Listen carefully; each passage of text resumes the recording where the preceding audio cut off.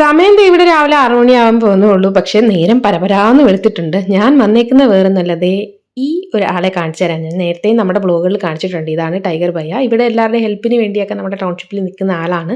രാവിലെ പുള്ളിയാണ് ഞാൻ എന്നും കണി കാണുന്നത്. ഞാൻ 5:30 ആകുമ്പോൾ കിച്ചണിൽ വരുമ്പോൾ പുള്ളി ഇവിടെ ഒരു 5:45 ആകുമ്പോൾ ഈ സൈക്കിൾ ഇവിടെ കൊണ്ടു നിർത്തി പുള്ളിയുടെ പരിപാടികളൊക്കെ കാര്യങ്ങൾ തുടങ്ങും. ആദ്യം കുറേ ആളുകളുടെ ചെടികൾ നനയ്ക്കുക, ഇതൊക്കെയാണ് പുള്ളിയുടെ പരിപാടി.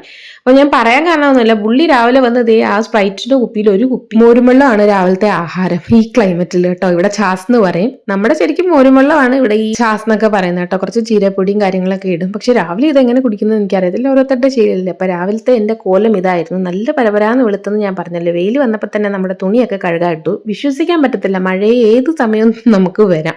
അപ്പൊ എന്തായാലും യൂണിഫോം ഒക്കെ ഉണങ്ങിയല്ലേ പറ്റത്തുള്ളൂ. തുണി കഴുകായിട്ടിട്ട് പുറത്തോട്ട് ഞാൻ ഇറങ്ങിയത് വെയിൽ കാണിച്ചു തരാം. കണ്ടോ, തീ കനൽ പോലത്തെ വെയിലാണ്. എന്നേ മഴയിൽ നിന്ന് നിപ്പിനെ പെയ്യും. നമ്മുടെ പുറത്തൊരു ജെയ്ഡ് പ്ലാന്റിന്റെ ഇത് വെച്ചിട്ടുണ്ടല്ലോ, അതിനൊന്നും ഞാൻ വെള്ളം ഒഴിക്കത്തില്ല. കാരണം മഴവെള്ളം വീണിട്ട് അത് ഈ രീതിയിൽ കെട്ടിക്കിടക്കും. പിന്നെ വെയിൽ വരുമ്പോൾ ഉണങ്ങും. അപ്പൊ ഇനി ബാക്കി പരിപാടികളൊക്കെ നോക്കട്ടെ. Bye bye Tata.